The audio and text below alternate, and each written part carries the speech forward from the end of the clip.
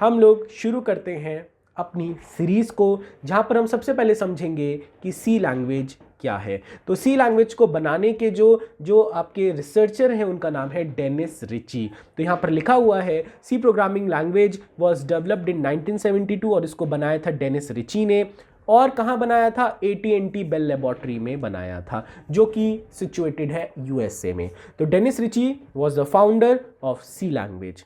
इसके आगे हम बढ़ें तो सी में आपको बहुत सारे फीचर्स मिल जाते हैं।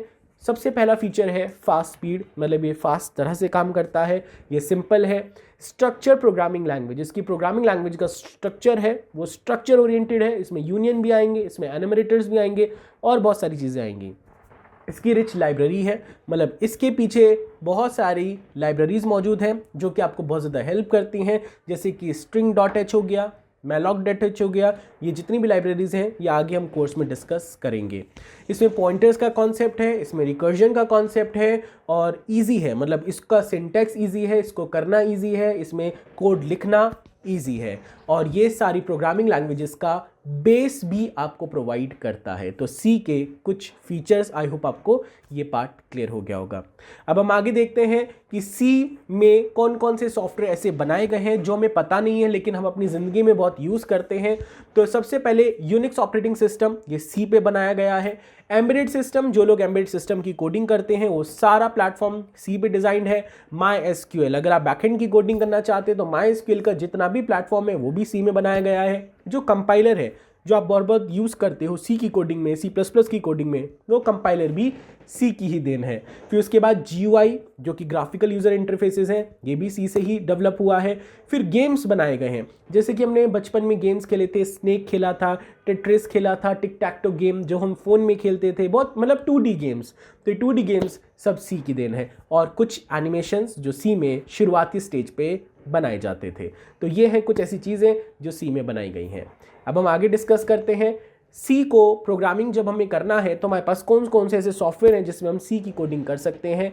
तो पहला है टर्बो C++, दूसरा है देव C++, तीसरा है कोड ब्लॉक्स। तो हम अपनी पूरी प्रोग्रामिंग की सीरीज में कोड ब्लॉक्स को ही लेके चलेंगे। VS कोड, कुछ लोगों को VS कोड पे पसंद है और भी बहुत सारे हैं। तो आपको जोन सा प्लेटफॉर्म पसंद है, जो आपका मन है, आप उस वाले सॉफ्टवेयर को डाउनलोड कर सकते हो, जिसमें आप कंफर्टेबल हो आप उसको डाउनलोड कर सकते हो। तो इस सीरीज में हम लोग भी एक बहुत अच्छे सॉफ्टवेयर का इस्तेमाल करेंगे जो कि होगा कोड ब्लॉक्स।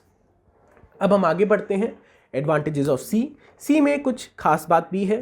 पहला, इसकी लाइब्रेरीज रिच है, ये एफिशिएंट है, मतलब ये बेहतर है। इसका मेमोरी मैनेजमेंट बहुत अच्छा है। इसमें डेटा टाइप्स हैं, स्ट्रक्चर्स हैं, मतलब इसमें अलग अलग तरह के डेटा टाइप्स हैं, फ्लोट है, इंट है, कैर है और आपके स्ट्रक्चर्स हैं, यूनियंस हैं। इसका सिंटैक्स बहुत ईजी है और इसमें ये थोड़ा फास्ट है, मतलब कंपाइलर की जो प्रोग्रामिंग लैंग्वेज होती है वो फास्ट तरह से काम करती है। अब हम बात करते हैं डिसएडवांटेजेस। इसकी कुछ खामियां भी हैं, दिक्कतें भी हैं। पहला, इसमें object oriented programming language support नहीं होता, जो कि C++ में होता है, जो कि जावा में होता है, जो कि पाइथन में होता है। तो इससे आप डेटा सही तरह से डाल सकते हो, सिस्टमैटिक डेटा की स्टोरेज होती है, आप बड़े बड़े प्रोजेक्ट्स को डिज़ाइन कर सकते हो। उसके बाद मैनुअल मेमोरी मैनेजमेंट है, यहाँ पे हमें मेमोरी मैनेजमेंट मैनुअली करना पड़ता है। मैलॉक, कैलॉक, फ्री, ये टर्म्स आप घबराना मत, धीरे धीरे जैसे हम प्रोग्रामिंग में आगे बढ़ेंगे आपको हर चीज़ क्लियर हो जाएगी।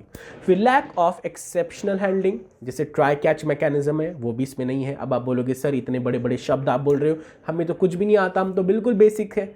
तो आप परेशान मत होना, आप धीरे धीरे सीरीज में आगे बढ़ते जाना, आपको हर चीज़ क्लियर हो जाएगी।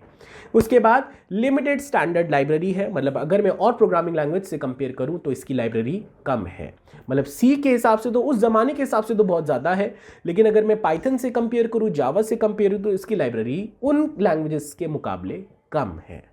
और थैंक यू, आपको आई होप ये जो बेसिक्स है, ये जो आपकी हिस्ट्री है, एडवांटेजेस हैं, डिसएडवांटेजेस हैं, ये आपको अच्छे से क्लियर हो गए होंगे। ये बस एक थ्योरेटिकल पार्ट है, मतलब बस एक स्टार्ट देने के लिए है।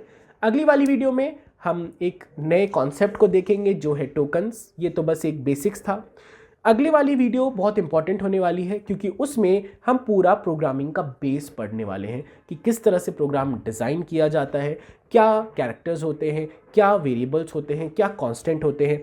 तो अगली वाली वीडियो आप देखना मत भूलना, वो बहुत इंपॉर्टेंट होने वाली है और उसके आप नोट्स भी बना लेना।